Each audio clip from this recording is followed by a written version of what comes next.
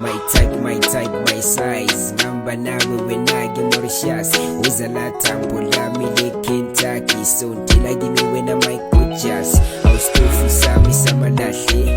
Awukwazi kumshiya kubanda kanja. Imani kunzima nokutshela imizwa yami.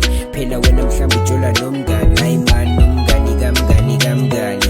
Maru yazi ukuthi mina ngikhala ngani. Ngicela ukuphendule yami imbali. Sibeke sikhohle ngabo bonke abangani. Mampatile mtana bantu mina ngikuthandile ngazi noma ngabe yini bakuthathile mtana bantu mina ngikuthandile ngicela sihlale ubhek mampatile Mlunguza ngitshela masiphatile mtana bantu mina ngikuthandile ngazi noma ngabe yini bakuthathile ubhek mampatile. Hey guys, welcome to my fabulous world. It's been a long time, but here I am, and today I'm with Lutho. I hope you've been keeping well. Winter is ending, spring is here. It's going to be wonderful. And I hope you lost that weight because we're going to be showing our colors and our beautiful, beautiful bodies. Well, whilst I'm starting, remember to subscribe, tell your friends and family to subscribe, and remember to follow us and write comments. I read the comments, I see what you're saying, and I try to respond to what you're saying. Now, today I have Lutho. Lutho, thank you so much for being with me. Thank you for having me. I mean, when Lutho came in today, of course, I hope you see that we've got 10 a.m. And I think the first question I asked was, what is 10 a.m.? Why 10 a.m.? Why 10 a.m., Lutho? So firstly, thank you for having me here. Yeah. So the 10 a.m. is basically my clothing brand. Yeah. The significance behind the name is that I was born at 10:05 in the morning, so my mom kept the 10:05 specifically, and another significant reason is that I'm a soccer player, so I wear number 10 when I'm playing since I was a kid, so that's where the 10 a.m. comes from. Fantastic. So as you know, I mean, someone asked me, how do I choose the people that I interview? And most people, most podcasters and YouTubers chase famous people and they interview them, and I said, I don't chase famous people, I chase people who I want to make famous. Love that. Yeah. So I make people famous. Awesome, that's and that's what we should be doing. 100%. I make young South Africans famous who are doing amazing things. And that's why I asked to interview you when I heard that you're in the country, because I thought what you're doing is absolutely amazing. Besides your clothing brand, I was more interested in your story. How you got to the US, what are you studying, how are you funding your studies and so on, because many young people in this country struggle with varsity fees, and many of our young people stop and say the government must pay. And of course, in our ideal world, and we hope in the near future, higher education will be free. In fact, all education shouldn't be for sale. But that's not what it is right now. Yeah. And we cannot just stop because it's not what it is and say, well, let's just wait. Time is going, years are going, and we're getting older. 100%. And I like the fact in terms of what you're doing. So tell us first, where do you come from in South Africa? And then we'll get to why are you in the US, how you got there. Okay, no problem. So I was originally born at Kingsbury Hospital, born and raised in Cape Town, up at Guguletu.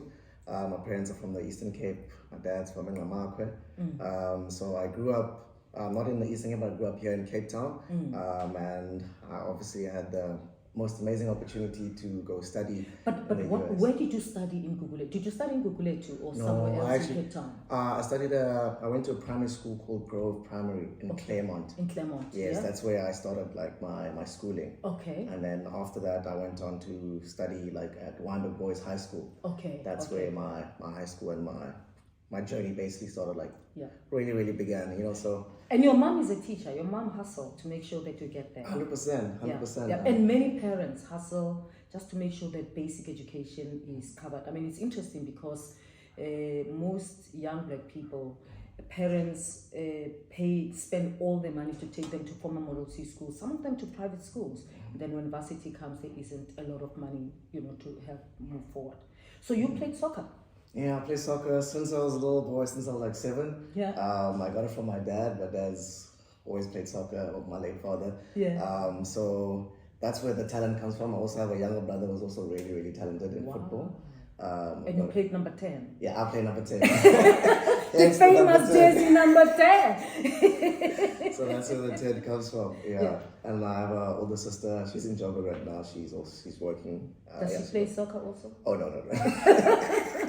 She doesn't. She just works. She just works and stuff like that. So yeah, that's me. I basically come from a really humble home, and my parents really supported me. Anything that we wanted to, that we were passionate about, they tried to make means to support any journey that we really want to actually achieve in life. Your mom's still teaching? Yeah, she's still teaching. In Guguletu? Yeah, in Guguletu. It's a school called Sonwabo Primary. Okay. Yeah. And she still lives there? Yeah, we still live in Philippe, yes. Lutho still lives in Philippe? Yes. And so that's what it is. Now, how did you get to the US? How did the opportunity come? So when you went the first time in 2018. Yes. How did it come about?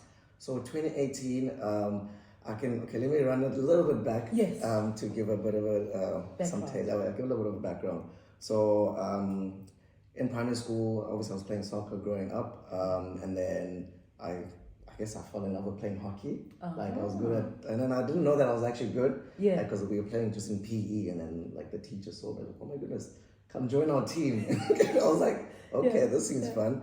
And then I just joined, and I guess I was good at it. Yeah. It was really fun at that time. And then the only school I got into, as far as I can remember, was called Grooteskier High School. Okay. And then all my friends were like, they're going to Wamba Boys, all these like Model C schools, all these like nice schools. Yeah. I also want to go there, but I didn't get accepted the first time, unfortunately. Yeah. And then the one evening we were playing against Bishops, like I was in under 13 that time. And then one of the parents from the Bishops guys saw me playing. Oh my goodness, who's this kid? Playing hockey. Yeah, I saw me playing hockey. Yeah.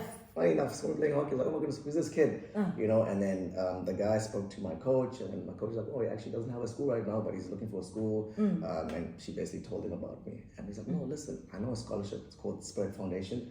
I'm in contact with them. Maybe we can work something out. Oh, wow. So he reached out to them, and they were like, oh my goodness, we got to meet this guy. So I had a meeting with them, and next thing you know, Wamba Boys accepts me. Really? Yes, and then now I went to Wamba Boys. Because of hockey? Because of hockey, yes. Not even soccer? Not even soccer. And what grade was that?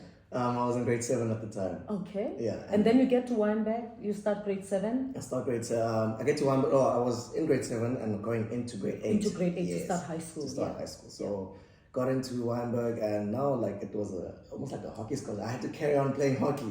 So like... Oh, because it's a hockey scholarship? Yeah, so I was like, oof, this is a little bit tricky now, because I got into Weinberg for hockey, so I have to kind of like carry on playing hockey. Did the scholarship expect you to do that, or is the school just expecting you to do that? I think it was the school. The scholarship was very open. As long as I'm doing well academically, then they were fine, Okay. But then I got to a point like maybe towards grade 10, because I was playing soccer on the side. I was like, no, this is my passion. I need to focus more on one thing. Yes. So then I approached the scholarship. I approached the guy that was sponsoring me at the time. And then I told them, no, my passion is football. Like I want to sort of like put more time and energy into that. Yes. Obviously it was a really tough decision, and they weren't really happy about it. Is it? But they still supported my decision, what I wanted to do. Okay. And my mom also supported it. Actually, she wanted me to play hockey. Is it? Yeah, she was like, no, my son, do I leave soccer? Everyone wants to become a soccer player. Yeah, it's too crowded. So yeah, that's what happened in high school, and grade 10 I was like, full on, just soccer. And academically, you were doing fine. I was doing okay. I think at that time, I am ready to speak about it now. Actually, I was doing very average. So I had a sponsor at the time that was helping me with my fees. Yeah. And then he wasn't happy with my grades, because my grades I was getting like 6 averages, Yeah. But he wanted me to get like 80s, like all these, and I'm not that I'm not smart. I was lazy that time. I'll be honest. I was just like, sport. And he wasn't happy at that time. And then, I was still trying academically, but he still wasn't happy. He was like, you know what, dude, if you keep on getting these average marks, I'm going to take away the scholarship from you. And he ended up taking it away. Really? Yes. And what grade were you in at that time? I think grade 10. Okay. Yeah. Grade 10, he took it. I was like, damn, what am I going to do now? But then Spirit Foundation, they understood the situation, and they really supported me, and they helped me get an amazing guy from the UK, Peter Cole. Yeah.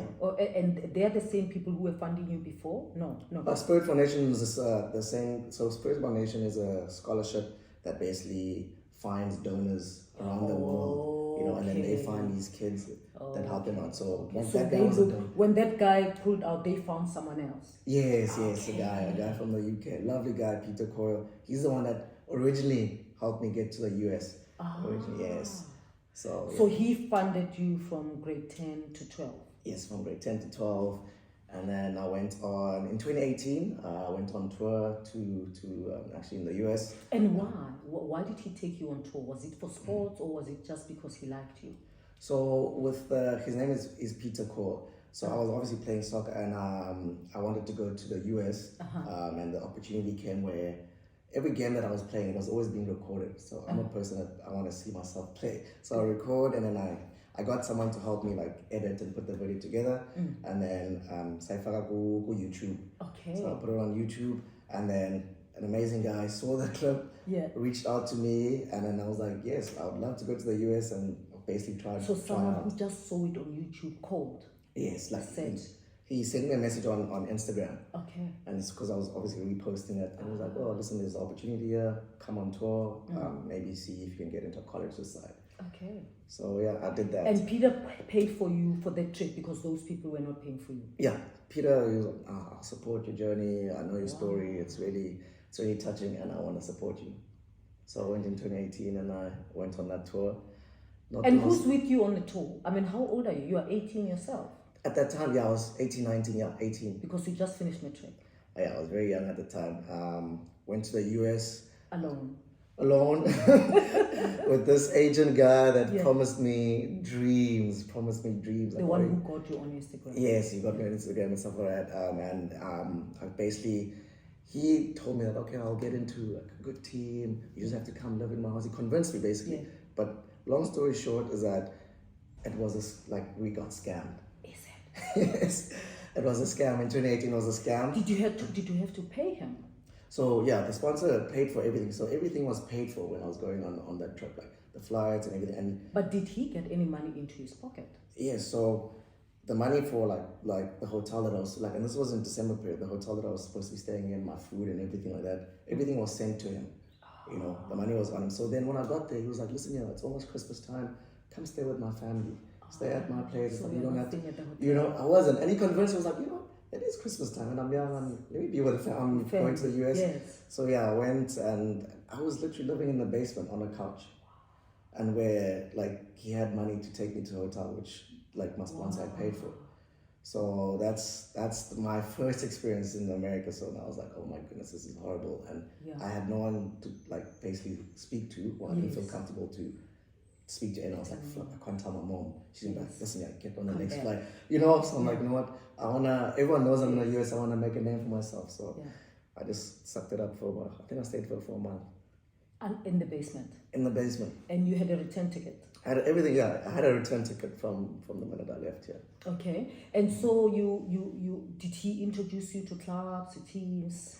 The only thing that we did there, I didn't train with any team. He used to take me to the gym where he knew some guy that knew another guy that can basically get me into a school and another team. So we'd go to this gym, this small area, and I'd basically just train, have a coach come in, and I just train with the coach. And I never trained with any team. Really? Never. And he didn't get you into any school? No school. He had all these problems. Oh, I'll take you to this school. You need to do this. You need to do this. But it never really materialized. So I just, at that stage, I was like, okay, you know what? I just want to go home. Okay. And then, I didn't tell my mom at the time, but there was another guy that tried to get me to come to the US previously before him. Okay. That knew me. And he was like, listen, I can see something's not okay. Okay. Was he in the same state? Yeah, he was in the same state in Atlanta actually at the time. So he was like, listen, Lutho, you can talk to me. If you need anything, you want to come stay at my place, talk to me. And then I basically told him what was going on, and it was like, no, that's wrong. You can't be in that situation. We need to speak to your mom. As soon as you get home, call me, and we'll sort this out. Wow. So yeah. Wow. And then your return ticket had a date. When that date arrived, you came back home. Yeah, came back straight home. got home, and as soon as I saw my mom, it was just really emotional. Yeah. And she says that she could pick it up, because mom can pick up stuff, and basically broke down, told her. But it was quite an experience. Yeah, definitely. I mean, besides all of that, I'm sure there were some enjoyable stuff. Yeah, I mean, I was in Atlanta and I'm Yeah. in America, so I'm like, oh my goodness, this is like I'm like in the movies right now. Did you go to any shows? I mean, like Atlanta has got lots of, lots of entertainment spaces, tourism. Did you go to any of those? He didn't really take me to it. The only thing that we did, maybe we'd go to like spots to eat. Like it was, it was He had something great. kids. Yeah, I your had age? two young kids. I think they were 5. One was 5, one was 3 at the time. They were very young. Okay. But yeah, it wasn't the greatest experience. There was only one place I really went to. It wasn't a show, but it was like an art gallery type vibe. But that's the only thing I went to in that whole month. So you came back, and then 2019 you went back. Why were you going back 2019? Same guy or different person, different purpose? So the guy that reached out to me when I was there saying, Lutho, you can speak to me if you need anything. He's the one that was like, listen here, instead of trying to focus too much on like going the professional route, because in my mind I was like, you know what, I just want to play professional and play professional. He was like, listen here, do both, because you're getting old and stuff like that. Football, you never know. Yeah. And my mom's always been education. So he was like, listen here, I can get you into school and you can play at the same time. Oh, yes. And he's the guy that I trusted a lot more than the other guy. So obviously I spoke to my sponsor about it, the guy from the UK, and he was like, listen here, you had a horrible experience, like going like for the first time there, but your story is something. So I still want to support you, and he supported me. And I went back to the US in 2019, so now I'm in my final year. And he funded you for travel and for scholarship. Yeah, he funded pretty much everything, like my fees, if I needed like my boots, flights, if I needed anything, like he literally helped me through any situation I needed, like financially, which was, I'm so grateful for him, and I forever will. And then there came a time where, this is where the brand comes in, where like I kind of had to make something happen. Yes. So in my second year, the sponsor reaches out to me. He's like, listen, I probably will be able to only sponsor you for maybe like one more term, because his kids are old enough to go to college and they want to go to the US. Okay. It's very expensive. Yeah. And I understood. I'm like, yo, this guy is literally my savior. Yeah, he's killing you. I was like, don't worry, I'm gonna work something out. And I was working on campus, and I had quite some money saved. When you're working on campus there and you convert it to rands, it's decent. It's decent. So I saved up a lot, and I used to just send it to my mom. Like, mom, just keep it. I don't know what I'm gonna do yet, but just keep it until I know what I'm gonna do. When you earn the money, what were you doing the part-time job on campus? The part-time job, I worked at Starbucks. Sometimes worked at the gym. Wow. I worked at like ball boy games. Like they pay pretty much to do anything helpful on campus. Wow. Like when I worked at the cafeteria, that's where I really enjoyed working in the cafeteria. Nice. They paid me well. And what were you studying when you first registered at the college? At the college, it was psychology. So you registered for psychology, Yeah. and then you have to work something out. You've been sending money to your mom to save, and this guy said he won't be able in second year. You start working something out. Yeah, start to work something out, and I was saving the money, and like sometimes I'd maybe pay $1,000 just because the business office is like on my case, emailing me like, hey, you need to pay. I'm like, guys, I'm trying to work out something, so I'd like just maybe pay $1,000. And in the meantime, you're looking for scholarships, I'm sure. Yes, I'm searching scholarships. I'm applying online, but you're not nothing just is, sitting. So I got to a stage. I was like, okay, in the US, what can I start? What can I do that's gonna make me money like fast? And I was like, wow, US people love buying things online. They love clothes, they love shoes, and all that kind of stuff. I was like, you know what? Let me start a clothing brand. So I did some research. I asked people, what do they like buying a lot? What is something that they're always gonna buy? Yes. And everyone was like, hoodies. So I was like, hoodies, yeah, okay. Let me just start with hoodies. And yes, and that's how 10 a.m. That's started. how 10 a.m. started, basically. Wow. So yeah, I'm not making the profits that I want at the moment, but I believe that it will get there. And when did you start? When did you start selling hoodies online? About 2 months ago, actually. Is it? And you just put it online and people started buying, or you had to show them off, advertise on Facebook, Twitter, or what?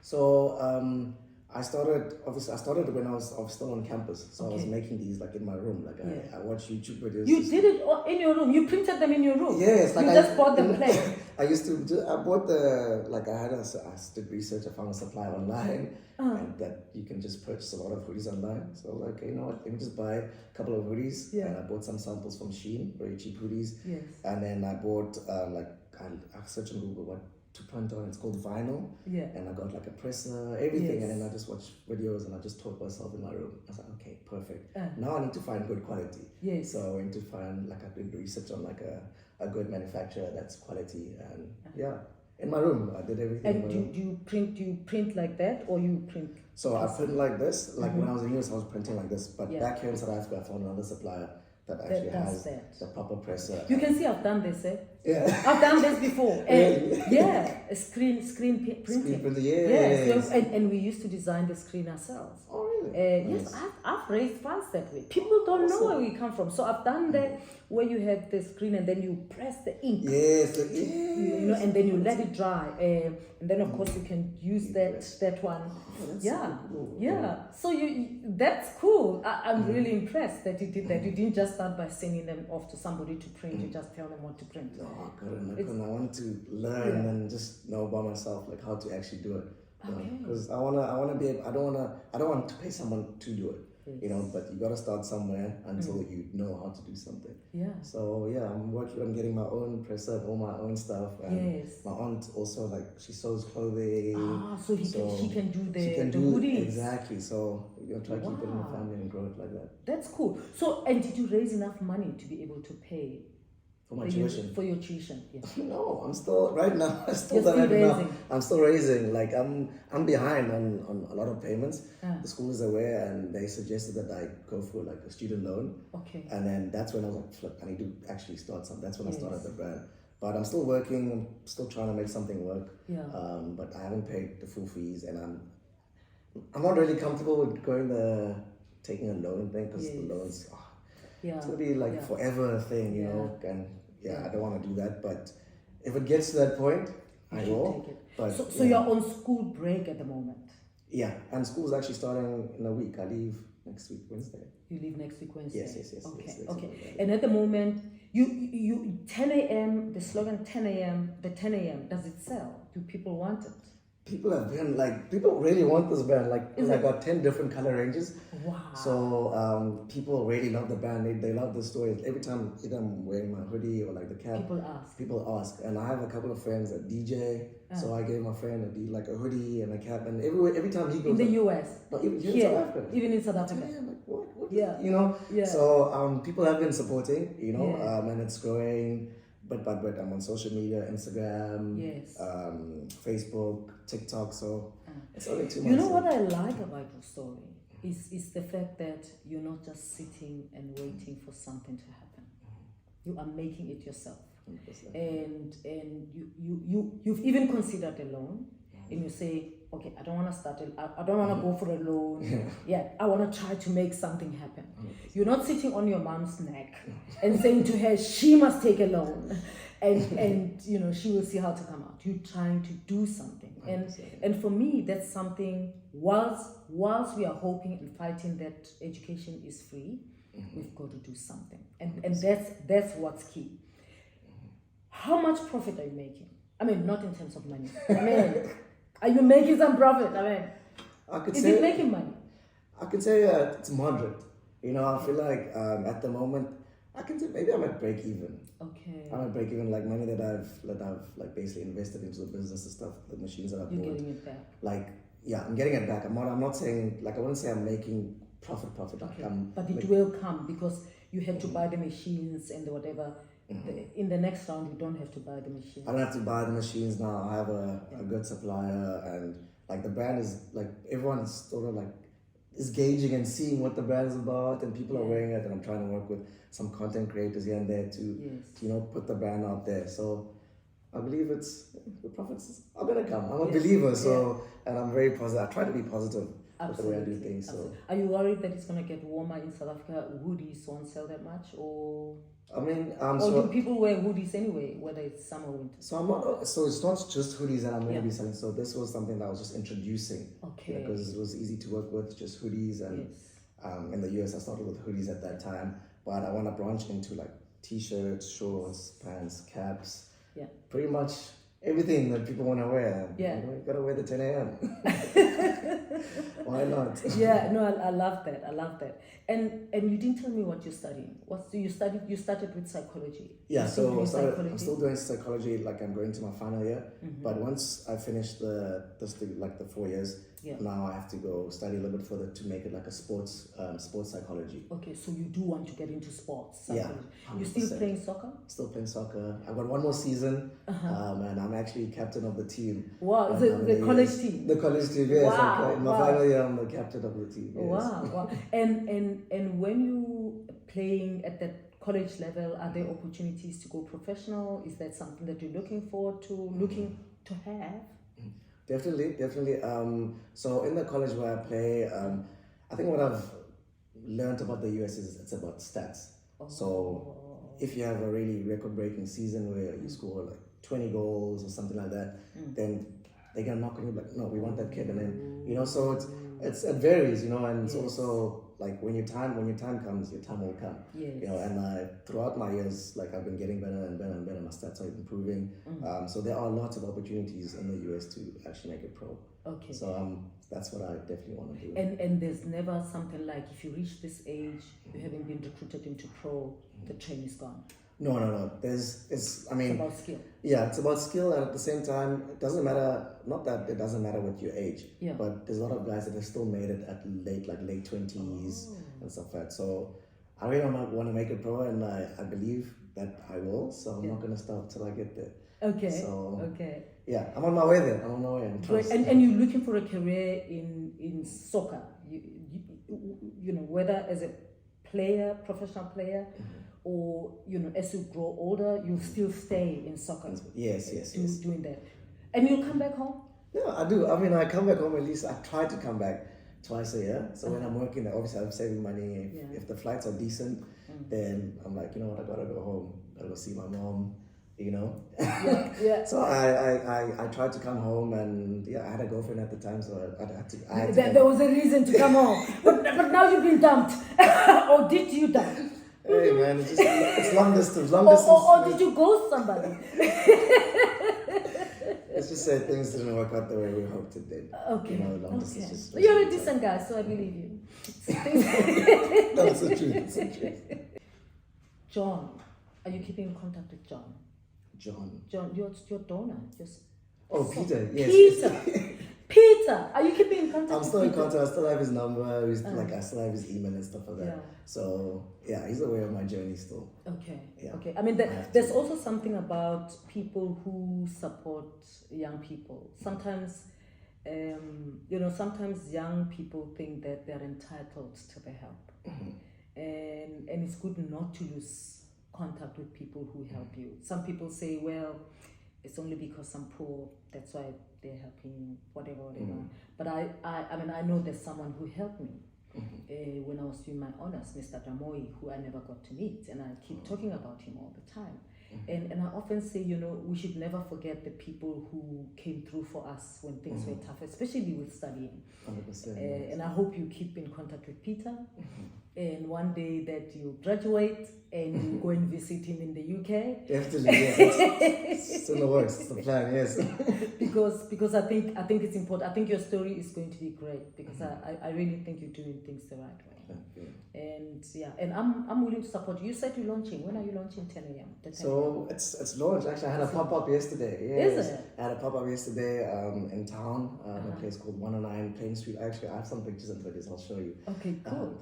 But yeah, I had a pop-up in town. I was lucky enough, my brother's girlfriend, her stepdad? Yeah, her stepdad owns basically the building. So there was a store in there, and he heard about the brand, and obviously the daughter's wearing the brand. Oh my goodness, I want to meet this guy. Nice. So he met me, loved the brand, loved my story. He was like, listen, if you want to have a store, maybe we can work something out, And I said to him, I'm not in a place where I can have my own store, because I don't really want to go into that. I want to But send you it can out. put to in retailers. someone's store. Exactly, that's what I want to do. And then I said to him, no, maybe let me do a pop-up just for one day, just to see how people react and stuff like that. He was like, no, of course.